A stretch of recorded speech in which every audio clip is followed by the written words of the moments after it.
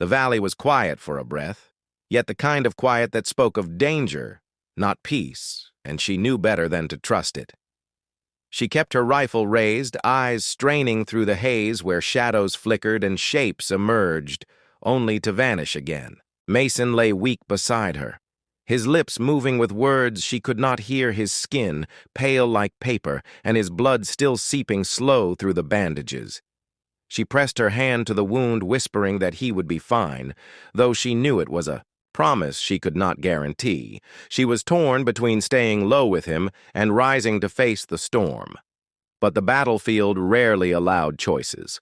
From the ridge, a sound rolled heavy like thunder, and she knew the enemy vehicle was still there, circling, like a predator waiting for the moment to strike again. Her chest felt tight, her breath shallow, yet she forced her body still, because fear could not rule her. Not here. Not now. A medic was supposed to be calm under fire, and she clung to that rule, even though calm was slipping through her like water through cracks in stone. She steadied her aim, watching the smoke for movement, and the silence stretched until it felt like a noose. Suddenly, the crack of rifles erupted from the left side of the convoy, bullets snapping into metal and dirt around her. She ducked, pushing Mason flatter against the ground, shielding him with her frame.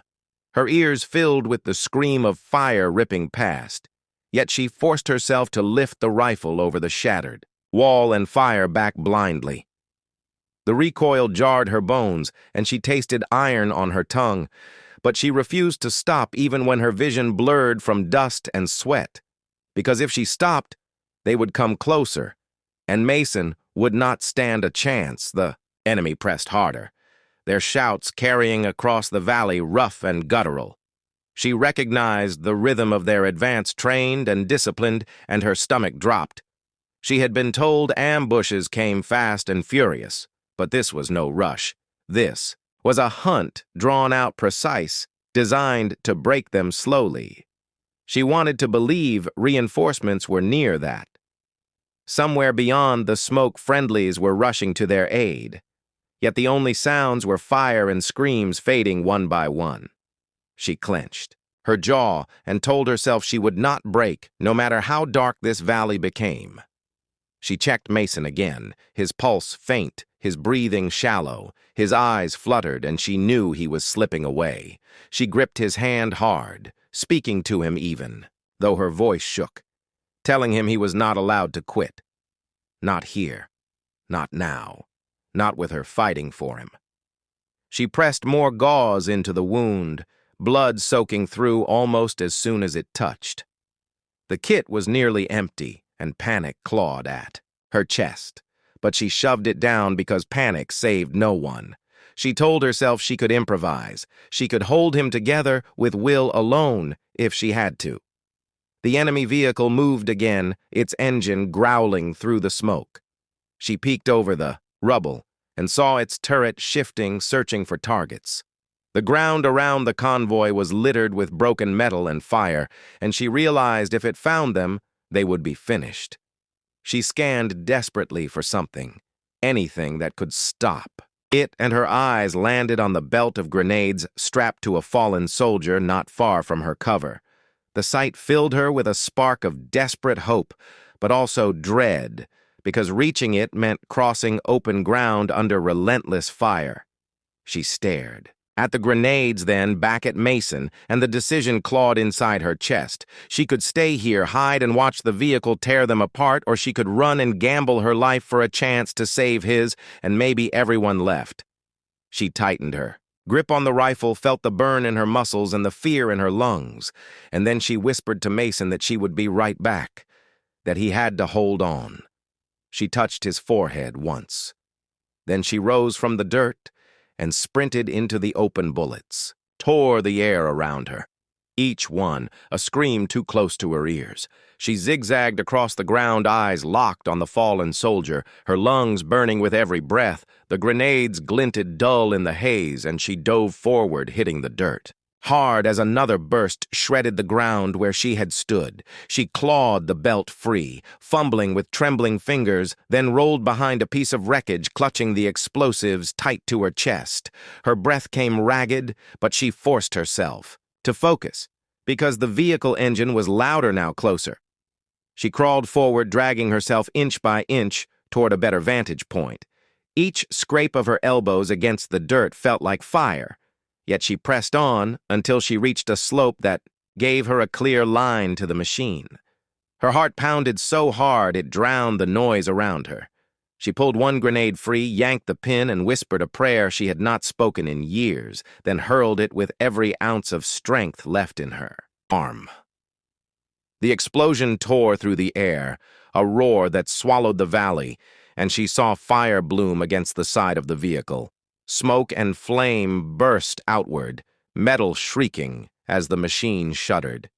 She did not wait to see if it was finished. She grabbed another grenade and threw again, this time closer, more desperate. The second blast tore open the hull, and the vehicle erupted in sparks and fire that lit the ridge like a beacon. The noise deafened her, but the sight filled her with a fierce, sharp hope that maybe, just maybe, the tide could shift. She ducked back into cover, heart racing, knowing the enemy would be furious now, knowing they would come harder. She scrambled back toward Mason, each step a battle against exhaustion. She found him still breathing barely, his face pale but alive. She collapsed beside him, pressing her body against the wall, trying to shield him from the fury that was sure to follow. She told him the vehicle was gone, told him they had a chance, though, inside. She knew it was not over, not even close. The valley was still filled with shadows, and the silence after the explosions felt heavier than ever. She clutched the rifle close, listening, waiting, knowing the next wave was already on its way. The fire from the destroyed vehicle burned bright against the haze, throwing strange shadows across the valley, and for a fleeting heartbeat, she thought they might have gained a sliver of advantage, but the silence that followed felt wrong. It was the kind of silence that belonged to hunters just before they closed in. She clutched the rifle tighter, her eyes scanning the smoke that shifted like curtains, hiding and revealing figures that never quite stepped into focus. Mason stirred weakly beside her, his lips moving, though no sound reached her, and she pressed her hand to his shoulder, whispering that she was still there, that he was not alone, even though her own voice shook with the weight of fear. From somewhere beyond the ridge came the sharp whistle of a signal, and then the ground answered with a storm of fire. The enemy had not retreated. They had only been waiting, and now they unleashed their full strength. Bullets tore into metal sparks, leaping into the air, the roar of overlapping gunfire drowning out every other sound. She ducked low, dragging Mason tighter into the hollow of the broken wall, dirt spraying around them as rounds slammed into the earth. Each second felt stretched like wire pulled to the breaking point. She risked a glance over the wall, and her stomach dropped. The enemy was advancing in formation, shadows fanning out through the smoke, methodical, relentless. She knew the convoy was fractured, too scattered to hold against that kind of push. She could see Sergeant Ellis further down, waving soldiers into position, but even from here she could tell they were too few, too wounded, too desperate. The enemy was closing in, and soon there would be nowhere left to hide. She felt the weight of that truth sink into her bones, yet she refused to give in because Mason still breathed, and where there was breath, there was fight. Her kit was nearly empty. The last rolls of gauze soaked, the morphine gone, the antiseptic bottles shattered in the dirt. She looked at Mason, his face pale, his pulse thin, and she fought the rising panic with every shred of discipline she had left. She told herself he could make it if she could buy just a little more time, but buying time meant facing the storm head-on. She lifted the rifle again, pressing the stock hard into her shoulder, ignoring the ache that spread through her arms. She waited for the shadows to move closer because she knew she had no choice but to meet them. The first figure emerged from the haze, and she fired, the shot tearing through the air, the recoil slamming into her, but her aim held steady. Another came and she fired again, each pull of the trigger erasing another piece of the person she thought she was. She remembered training rooms where instructors told her medics do not fight, where they reminded her the weapon was a formality only, yet here in the dust she had become something else entirely. The thought terrified her, but she pushed it aside because hesitation now meant death for both of them. The enemy answered her shots with fury rounds hammering into the wall, shards of stone biting at her skin. She pressed Mason lower, covering him with her body as she reloaded, hands fumbling slick with sweat and blood. The noise was constant, unrelenting, a storm with no end. She tried to focus on rhythm. Fire, cover, breathe, repeat. But her body trembled with exhaustion. Every muscle screamed, yet she forced herself forward because there was no one else left to protect him. No one else left to hold this corner of the line. Then a flash caught her eye. Not far to the right, one of the soldiers from the convoy pinned under a collapsed door. His leg twisted unnaturally. He was shouting for help, his weapon out of reach. She hesitated, torn between staying with Mason and rushing to him, the oath inside her screaming that no one should be left behind. She looked at Mason, pale and fading. She looked at the soldier, trapped and desperate, and the shot still rang in her ears, though the figure before her had already fallen, and the smoke wrapped the valley like a shroud. She did not stop to look back. She only felt the pounding in her chest and the sting of dust in her eyes. The rifle was heavier now than it had ever been, but her hands clung to it because her instincts told her the next moment could be worse than the last, and there was no chance to let go. She pressed herself against the side of a vehicle, metal hot from the sun, and riddled with dents from the hail of bullets around them. Somewhere to her right, someone was screaming for a medic, the cry jagged and desperate, cutting through the chaos. She knew that voice belonged to Corporal Mason, the same soldier who had once told her medics never fight, who had laughed at the thought of her lifting a weapon. Now his voice was breaking, and she knew he might not last if she stayed frozen in place. Another second longer. The decision came like a current pulling her into a river. She darted out from cover low to the ground, rifle clenched awkwardly in one hand, while her kit clattered against her side. Each step felt like it might be her last. The air sliced with fire and smoke that seemed to chase her with intent. She reached Mason, finding him crumpled against a wheel well, blood dark on his sleeve, his eyes wild with shock. She dropped the rifle for a moment, snatching open her kit with shaking hands, but then a new volley of shots forced her down against him. She whispered to him, though she could not hear her own words, and began to work the way she always had. Needle thread, gauze, pressure. Anything to keep the red from spilling out. Mason tried to speak, but she hushed him, pressing harder because she knew silence was safer here. For one breath, the world narrowed to the wound, and her hands knew what to do. Yet her eyes kept flicking to the rifle beside her, knowing it was no longer a choice, but a tether to survival. A shadow moved across the smoke, and she knew they were coming closer. She could not finish the work, not yet.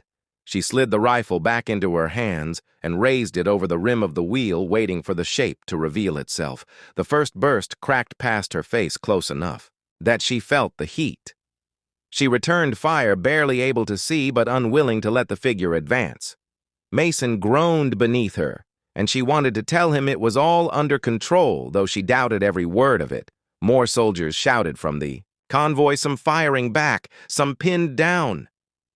The air was thick with commands and curses, and she realized that this ambush was no small skirmish. It was planned precise and intent on leaving no survivors. She felt anger climb into her throat. Anger at being cornered, anger at being forced into this role she had sworn never to play. She wanted to be the hands that saved lives, not the hands that ended them, but survival left no room for vows. She dragged Mason inch by inch behind the axle shielding him as best she could. The dirt tore at her knees, the kit spilling its contents. Yet she pushed on, until she reached a small dip where the ground folded enough to hide them briefly. She pressed a bandage into the wound and told him to hold it, though. His grip was weak and fading. She reached again for the rifle, scanning the smoke, her breath shallow and broken because every second she expected another shadow to appear. The gunfire slowed for a heartbeat, only to be replaced by the distant crunch of boots on gravel. They were moving in, closing the distance. She braced herself, gripping the weapon tighter than ever. She wanted to believe reinforcements would come, that the convoy would push them back, but the sound told her otherwise. They were surrounded, and the line was collapsing. She looked once at Mason, then lifted her eyes to the valley ridge, and whispered to herself that she would not let him die here, not while she still had the strength to stand. She rose into the smoke legs unsteady, but her aim locked forward. The first figure broke into view, and she fired again, the recoil snapping her shoulder, yet she stood her ground. The world spun around her, but the clarity of purpose held her still. Every shot was a promise that she would carve a path through this valley no matter what it cost. She thought of the stories told in training about medics never firing a round. She thought of the disbelief in their eyes and the laughter in their voices, but here, in the dust and blood, she had become something no one expected behind her. Mason coughed, calling her name in a whisper so faint she barely heard it. She turned, half expecting to see him slipping away, and for a moment her heart nearly stopped. She dropped beside him, pushing harder on the bandage, her mind torn between the healer she had always been and the soldier she had been forced to become. Around them, the battle raged on, the noise unrelenting, and she knew this was only the beginning, and the valley would not let them leave without a price. The valley shook again as another blast ripped through the air, and the ground beneath her trembled as if the earth itself was unwilling to bear the weight of so much violence. She pressed her hands harder into the wound, on Mason's arm, trying to will the bleeding to stop, but blood was stubborn and kept pushing past the cloth. She wanted more time, more quiet, more safety, but none of those things existed here in the haze of dust and fire that wrapped the convoy. Like a trap, voices shouted her name, though she could not tell if they were friend or enemy. Her ears still rang from the earlier gunfire, and the world sounded muffled, like she was underwater. Mason groaned again, and his eyes rolled back, and she shook him, whispering for him to stay awake, promising that she would not let him go. She pulled at the bandage, with her teeth tightening it down harder, even as the blood soaked through and her own hands grew slick. She told herself that he would live because he had to live, because she refused to let the field claim him, the way it had claimed so many others. Another shadow broke through the smoke, a figure sprinting low, rifle raised. She swung her weapon up, firing before she had time to think, and the recoil snapped against her shoulder again. The figure dropped, but she did not watch him fall, her eyes already scanning for the next. She realized then that she had crossed a line. There was no going back from this moment, because she was no longer only a medic with a kit. She was a soldier who had taken lives to preserve them, and she wondered if she would ever feel her hands the same way again. Mason's voice rasped, barely a whisper, begging her not to leave him, and she shook her head fiercely. She told him she would never leave, and meant it, even if it meant her own death. She pulled him closer, trying to shield him with her body, while she searched the ridgeline for a break, for a path, for any sign that the tide could shift in their favor. But all she saw was smoke shapes and endless fire. It was then she realized reinforcements might not come at all, and the weight of that thought pressed harder than the rifle in her hands. The convoy had splintered, soldiers scattered. Behind cover, some firing, some silent. She saw Sergeant Ellis crouched behind a truck, gesturing frantically for her to move toward him. She knew the distance was too open, too exposed, but Mason could not move, and leaving him was impossible. She shouted, Back, though, her words drowned in the roar of more bullets, and Ellis vanished into the smoke, leaving her with the same choice she had faced again and again: fight or fall, heal or kill. She knew she would have to be both, until this was done. Her arms ached from holding the rifle, but she refused to lower it. She could feel the pressure of exhaustion seeping into her bones, the kind that made hands tremble and thoughts blur, yet adrenaline burned hotter, pulling her forward. She had been trained for endless hours in sterile rooms with bright lights and clean equipment, but none of it prepared her for this: for blood in the dirt, for the smell of burned metal, for the sound of men dying feet away from her. She wanted to scream, but the battlefield stole even that. Then came a sound different from the rest, a heavier grinding from the ridge above. She looked up, and through the haze she glimpsed the dark outline of something larger than men, a vehicle moving slow and deliberate toward the convoy. Her chest tightened, because she knew what it meant: reinforcements for the enemy and a death sentence for them if they stayed pinned. She gripped the rifle tighter and searched for options, for miracles, for anything but the truth. Clawed at her, she would have to move Mason now, or neither of them would survive the next few minutes. She dragged him inch by inch across the dirt, ignoring the sting in her arms and the weight pulling her shoulders low. Every breath felt like fire, every movement a battle against both gravity and fear. Mason tried to help, but his strength was gone, and he slumped against her as she pulled. She prayed for cover and found only shallow dips and broken debris to shield them still. She refused to stop.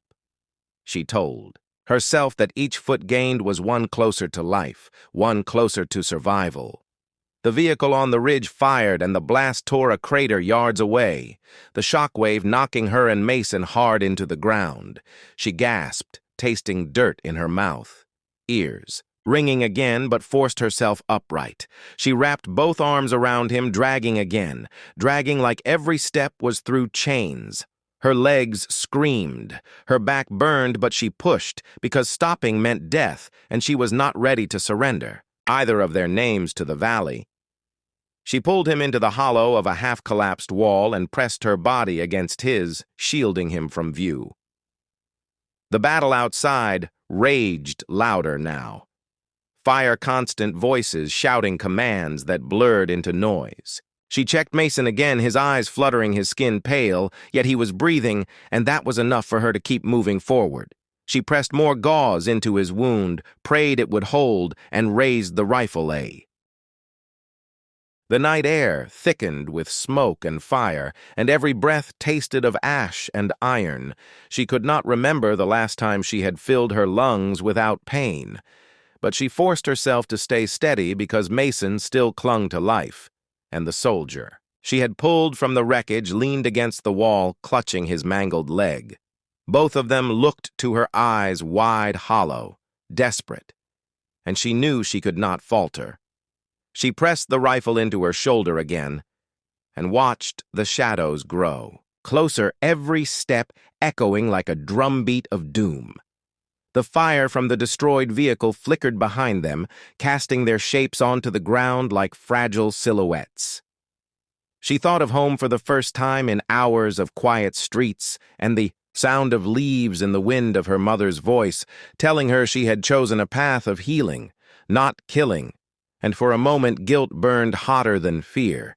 But the valley reminded her where she was, with the snap of bullets striking stone inches from her face, and she shoved the memory away because memories could not keep Mason alive, and they could not hold the line. She rose higher over the wall, firing into the advancing shapes, each shot a jolt through her shoulder, her ears ringing her, body trembling under the force. Yet with every burst, she saw figures drop into the dirt, and though fear gnawed at her, she realized she was slowing them. Not stopping them, but forcing them to pause, forcing them to bleed. Time. And time was all they needed. Time was survival in moments like this. She crouched again, checking Mason, feeling his pulse faint. But there she pressed more cloth into his wound, whispered that he was strong, that he had to hold on. The soldier beside her tried to hand her his pistol, but his hands shook too much to aim, and she pushed it back into his lap, telling him to save the last bullet for himself, if it came to that. He stared at her eyes wide, but she gave him no chance to argue. She had no space for arguments. Not here. Not now. Not with the enemy pressing closer. She reloaded again, each motion stiff and clumsy, but steady enough, and she waited until the next shape broke through the haze, then fired without hesitation. The storm intensified, the enemy shouting. Louder their rounds, striking harder against the walls around her. She knew they were determined to crush the convoy completely, and her mind whispered that this valley could become their grave. But another part of her, louder, fiercer, shouted that she would not allow it. She would not surrender even if it meant standing here until her last breath. She had already crossed the line. She could never return to the medic she once was. And so she leaned into the new reality of her blood-stained hands. The minutes dragged like hours, the sky dark above them broken by streaks of fire from weapons and explosions. The heat pressed down, suffocating, and the dust coated her throat. But still she did not stop. She fired again and again until her rifle clicked empty, then slammed another magazine into place, though her fingers felt clumsy like stone. Her body begged for rest, her muscles burned, yet she forced herself forward because Mason stirred faintly every time she whispered to him, and that was enough. That spark of life kept her anchored to this fight. Then she heard something different cutting through the chaos, the distant thump of rotors, heavy and rhythmic. Her heart lurched, but she did not dare believe. She lifted her eyes, scanning the sky through the smoke, and for a brief second she saw a silhouette, large and unmistakable, a helicopter moving fast. She shouted to the soldier beside her, though her voice cracked above the gunfire, telling him help might be coming. The words barely left her mouth when the enemy fire surged louder, as if they too had realized their time was slipping. She rose once more from the wall, reckless, desperate, firing into the shapes with renewed fury. She did not care about recoil, did not care about the sting of shrapnel on her skin. She cared only about holding them back long enough for the sound of the rotors to draw closer. She felt something tear into her shoulder, hot and sharp, and she stumbled back against the wall. But she clenched her teeth and lifted the rifle again, refusing to yield. The soldier beside her shouted, but she silenced him with a look she would not stop, not until Mason was safe. The rotors grew louder now, undeniable above the valley, and a flare burst overhead, casting the battlefield in harsh white light. The enemy froze momentarily, and she seized the moment, emptying her rifle into their line with a cry torn from somewhere deep within her. The ground shook as the helicopter unleashed its own fire, raining down on the ridge, the enemy scattering under the force. She collapsed back against the wall, chest heaving, body trembling, blood soaking through her sleeve. But a fierce, desperate hope surged inside her. Mason coughed weakly, eyes flickering open, and she caught his hand, pressing it tight against her own. She told him reinforcements were here, that they would not die in this valley. Not tonight. The soldier beside her lifted his head, disbelief and relief mixing in his gaze. She wanted to believe. It too wanted to believe the worst had passed, but the valley still echoed with scattered gunfire, and smoke still wrapped them tight. She knew the fight was not over, not yet, but for the first time since the ambush began, she allowed herself to imagine that survival was possible. As the helicopter circled overhead and more shadows moved toward the convoy, she steadied her rifle once more, her body weak, her mind heavy but her resolve unbroken, because the valley was not done testing her, and she would not be done fighting until the very last breath. The roar of the helicopter above them grew heavier, its blades chopping through smoke and dust, the sound vibrating through the valley like the heartbeat of something massive. She looked up, her vision blurred by blood, sweat, and grit. Yet she saw the faint shape of soldiers fast roping down into the chaos, their figures cutting through the haze like ghosts. Mason stirred against her, his hand twitching weakly, and she gripped it tighter, whispering that he was going home even if she was not. The enemy scattered under the new assault, but not all of them. Some held their ground, determined to finish what they had started. Bullets still tore across the convoy, pinging against twisted steel, and the ground shook with explosions as the helicopter poured fire onto the ridgeline. She pressed herself over Mason, shielding him as dirt rained down, then rose again, rifle steady, even though her arms trembled with exhaustion. She fired into the haze, not to kill, but to keep them away. Every shot a warning, every shot a plea for time. One of the new soldiers slid down near her, crouching low eyes, scanning the field. He shouted that they were pulling back, that they had to move to the extraction point. She looked at Mason, then at the soldier with the broken leg, then back at the battlefield. She knew moving them through the open meant almost certain death, yet staying meant the same. She nodded anyway because hesitation would only make it worse. She slung her rifle across her back, hooked her arms under Mason, and began to drag him again. Muscles screaming, bones aching, but her will refusing to break. The soldier with the mangled leg tried to crawl alongside her but collapsed. She turned, grabbing him with her other arm, dragging both of them inch by inch across the dirt. Her lungs burned, her back felt like it would snap, but she kept moving because there was no other option. The helicopter thundered above, spitting fire into the ridge, holding the enemy at bay. Yet the air was still filled with smoke and screams, and she knew any second could be her last. They reached the edge of the convoy where more rescuers were gathering soldiers, forming a rough line to cover the retreat. A medic rushed forward to help, but she shook her head, refusing to let go of Mason even as her own body begged for rest. She stumbled forward, dragging him into the waiting arms of the rescuers, only then allowing them to take his weight. She collapsed to her knees, blood streaming down her arm, chest heaving. But even on the ground, her eyes stayed on him, watching every breath, watching every flicker of life. The rescuers lifted Mason onto a stretcher, rushing him toward the helicopter, and she forced herself up, staggering after them, refusing to let him out of her sight. She limped across the battlefield, half blind, half deaf, but still fighting for every step. A blast behind her knocked her forward, face scraping against dirt, but she rose again, staggering. With stubborn fury, she would not fall now. Not when the end was so close. Not when Mason still breathed. At the ramp of the helicopter, chaos swirled, soldiers shouting, carrying the wounded, firing back into the valley. She stumbled aboard, gripping the frame with blood-slick hands. Mason was laid beside her, his chest rising shallow but steady. She knelt beside him, pressing her forehead to his, whispering that he had made it, that they had both made it. The helicopter lifted, shaking as it pulled. Away from the valley, dust swirling below the enemy fire, growing distant, yet still clawing at her ears. As the ground fell away, she looked back through the open ramp at the burning wreckage, the twisted convoy, the smoke rising like a scar against the horizon. She thought of the moment she first picked up the rifle, of the vow she had broken, or perhaps transformed, and she wondered what she would be when the dust finally settled.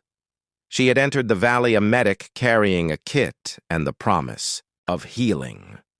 She was leaving it, a fighter, blood on her hands and fire in her heart. Mason stirred again, eyes half open, and for the first time since the ambush began, she allowed herself to believe he might live.